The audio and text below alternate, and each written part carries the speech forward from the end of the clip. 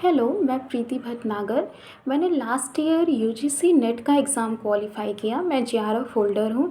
Sociology मेरा subject था। बहुत सारे बच्चों को ये कन्फ्यूज़न रहती है और मेरा वीडियो सिर्फ इसलिए है ताकि मैं हिंदी मीडियम वाले बच्चों की हेल्प कर सकूँ सोशियोलॉजी में। बहुत सारे बच्चों को ये कन्फ्यूज़न रहती है कि आखिर उन्हें मैटर कहाँ से मिले हिंदी मीडियम का और वो कैसे अपना रेडी करें। तो सबसे पहले तो आप यूजीसी नेट की वेबसाइट से अपना सिलेबस नोट डाउन कर लीजिए। और स्पेशली हिंदी मीडियम वाले जब अपना सिलेबस नोट डाउन करेंगे तो उन्हें सबसे पहले क्या करना है कि वो अपना हिंदी में सिलेबस नोट डाउन करने के साथ साथ इंग्लिश में भी आप अपना सिलेबस नोट डाउन कर लीजिए। क्योंकि क्या होता है कि कभी कभी एग्ज़ाम में क्वेश्चन तो आता है सिलेबस से ही और आपके अंडर ग्रेजुएशन और पोस्ट ग्रेजुएशन से ही, लेकिन हमें समझ में नहीं आता कि आखिर ये क्या है, ये क्या पूछ रहा है। क्योंकि हम गलती करते हैं कि सिर्फ हम हिंदी मीडियम वाले हिंदी में ही अपना सिलेबस देखते हैं और हिंदी में ही पढ़ते हैं। लेकिन अब जब आप तैयारी कर रहे हैं तो आपको हिंदी के साथ साथ अपना सिलेबस इंग्लिश में नोट डाउन करने के बाद हर एक टॉपिक जो कि आप हिंदी में पढ़ रहे हैं साथ में उसको इंग्लिश में क्या बोलते हैं ये आपको पढ़ना है। आपको कॉन्सेप्ट हर चीज़ समझना हिंदी में है, बट उसके नाम आपको इंग्लिश में भी देखने हैं। जैसे एग्ज़ाम्पल आप ले लीजिए कि आपने दरखाइम पढ़ा, दरखाइम का सोसाइट पढ़ा। तो सोसाइट के उनके जो भी जितने उन्होंने काइंड्स बताए हैं, मान लीजिए उन्होंने 4 काइंड्स बताए, तो 4 काइंड्स के आप नाम जो हैं वो इंग्लिश में भी एक बार पढ़ लीजिए। क्योंकि हिंदी में शब्द चेंज हो जाते हैं लेकिन इंग्लिश में शब्द चेंज नहीं होते हैं। तो पहला आपको ये काम करना है। फिर दूसरा आपको क्या काम करना है कि सभी बच्चे जो हैं जिस भी यूनिवर्सिटी से पढ़ते हैं अंडर ग्रेजुएशन में उनको जो है क्वेश्चन बैंक उपलब्ध होती है। तो मैं यूनिवर्सिटी ऑफ इलाहाबाद से हूँ, तो वहाँ पे डी कॉमर्स क्वेश्चन बैंक चलती थी। तो मैंने क्या किया कि 5 साल की डी कॉमर्स मैंने ख़रीद ली। तो इससे क्या हुआ कि मुझे बहुत मोटी मोटी बुक्स पढ़ने की ज़रूरत नहीं पड़ी। मैंने पतली पतली बहुत बहुत पतली पतली होती है, बहुत ज़्यादा पतली होती है डी कॉमर्स, इसको मैंने 5 साल की ख़रीद ली और मैंने उसको पढ़ लिया। बहुत ज़्यादा समझ लीजिए आपको एक डी कॉमर्स ख़त्म करने में 1 घंटे लगेंगे, क्योंकि पहले से तो आप सोशियोलॉजी पढ़ते ही आए हैं। तो आप 5 साल के वो जो जितने भी आपने डी कॉमर्स ख़रीद ली और आप उसको पढ़ लीजिए। फिर आपको दूसरा क्या काम करना है, दूसरा आपको काम ये करना है कि जितने भी थिंकर्स आपके यूजीसी नेट में पूछे जाते हैं वो आपको हर जगह उनका कॉन्सेप्ट डिटेल में नहीं मिल पाता है। तो मैं उसके लिए आपको 2-3-4 बुक बताऊंगी जिसको आपको नोट डाउन करना है और उसको आपको लेना ही लेना है। क्योंकि सिर्फ यूजीसी नेट के लिए नहीं, सोशियोलॉजी से रिलेटेड जितने भी पेपर हैं ये बुक्स आपको 110% काम में आने वाली है। नोट डाउन करिएगा। सबसे पहले बुक है आपकी सामाजिक विचारधारा, जो रविंद्रनाथ मुखर्जी जी की है। सामाजिक विचारधारा जो रविंद्रनाथ मुखर्जी की है, येलो कलर की है, ये आपको ईज़िली ऑनलाइन और ऑफलाइन मिल जाएगी। सेकंड आपकी बुक है इंडियन सोशियोलॉजिकल थॉट्स, भारतीय समाजशास्त्री चिंतन, जो पीके नागला की है। ये भी आपको ऑफलाइन एंड ऑनलाइन मिल जाएगी बहुत ही आराम से। फिर आपको थर्ड बुक लेनी है आधुनिक समाजशास्त्री विचारक, मॉडर्न सोशियोलॉजी थिंकर।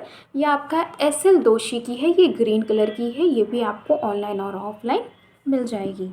फोर्थ आपकी बुक है उच्चतर समाजशास्त्री सिद्धांत, ये आपकी एस.एल. दोषी की है। ये भी आपको बहुत ईजिली मिल जाएगी। अगर ये आप 4 बुक ले लेंगे तो आप मान के चलिए कि यूजीसी नेट का 80% आपका जो सिलेबस है वो इससे कवर हो जाएगा। अब आपको आगे क्या करना है, सबसे पहले तो आपने सिलेबस नोट डाउन करना है, डी कॉमर्स लेना है और जो मैंने आपको बुक बताई वो आपको लेकर पढ़ना है। फिर आपको क्या करना है कि आप जितने भी आपके टॉपिक हैं, मान लीजिए यूनिट 1, यूनिट 2, यूनिट 10 तक आपका सिलेबस है, तो सारे एक बार आपको टॉपिक क्या करना है, गूगल कर लेना है। क्योंकि सबसे बेस्ट पार्ट पता है क्या होता है, आप कोई मूवी देखते हैं या फिर आप कोई गाना सुनते हैं तो वो चीज़ें आपको बहुत जल्दी याद हो जाती हैं। तो सेम ऐसे ही अगर आप कोई चीज़ गूगल करेंगे और उस पे आप देखेंगे तो वो चीज़ें आपको बहुत जल्दी याद हो जाएंगी। तो हर एक टॉपिक जैसे दरखाइम एक बार डाल लीजिए आप, एक बार पॉवर्टी गूगल कर लीजिए।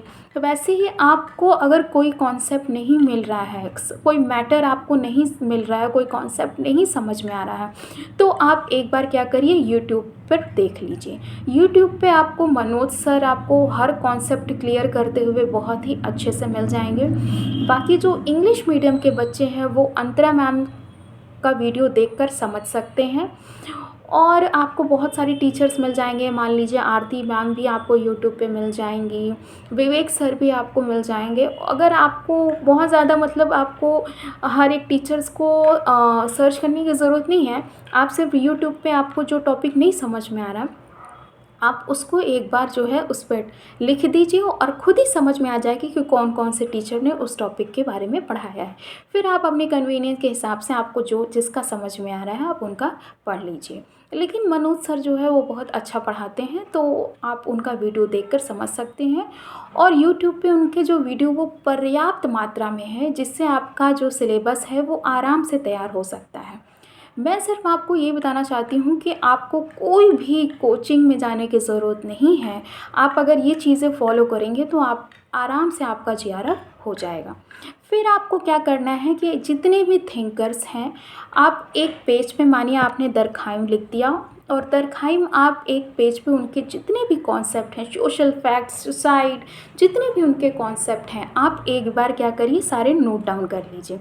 और नोट डाउन करने के बाद आपको क्या करना है कि उनकी जितनी भी बुक्स हैं, उन्होंने जितनी भी बुक्स बताई हैं, आप उसको भी नोट डाउन कर लीजिए।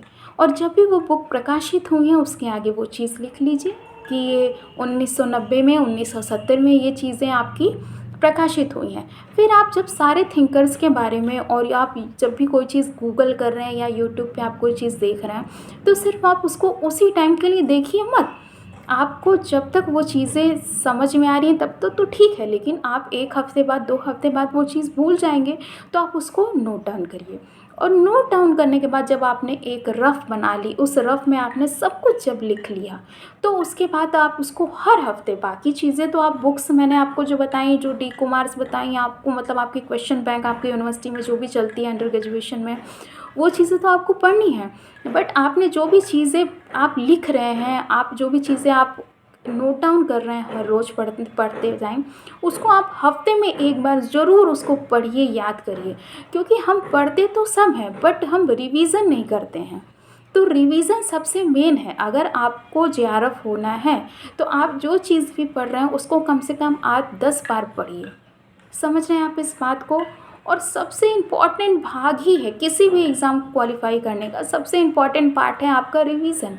जब तक आप रिवीज़न नहीं करेंगे तब तक आपको चीज़ें समझ में नहीं आएंगी। क्योंकि पहली बार क्या होता है कि आपने कोई चीज़ें पढ़ी, ठीक है आपको याद हो गई, लेकिन जब आप दूसरी बार उसको फिर पढ़ते हैं तो आपको कॉन्सेप्ट और क्लियर होने लगता है। समझ गए? और अगर आपको देखिए थिंकर्स बहुत हैं, उनकी बुक्स भी बहुत हैं, तो सबसे बड़ी प्रॉब्लम रहती है कि आखिर हम इतनी बुक्स का नाम कैसे याद करें। तो आप सब बुक का नाम जो है क्रोनोलॉजी में जब आप लिख लीजिए तो उसे स्टोरी बनाकर, समझिए स्टोरी बनाकर आप उस बुक का नाम याद करिए, तो आपको वो बुक जल्दी याद हो जाएंगे। क्योंकि हमें गाने स्टोरी तो जल्दी याद होते हैं, तो वैसे ही आप बुक्स के जितने भी नाम हैं उसको आप एक स्टोरी की तरह बनाकर आप उसको याद कर लीजिए। तो सेकंड पेपर की आज मैंने आपको तो बात बता दी। कुछ भी आपको प्रॉब्लम हो आप मुझे कमेंट में आप पूछ सकते हैं। नेक्स्ट वीडियो मेरा फर्स्ट पेपर से रिलेटेड जो भी आपकी प्रॉब्लम है या जो भी मेरा एक्सपीरियंस है जब मैंने पढ़ा, तो मैं आपको शेयर करूँगी और आपकी हेल्प करूँगी। थैंक यू आज के लिए।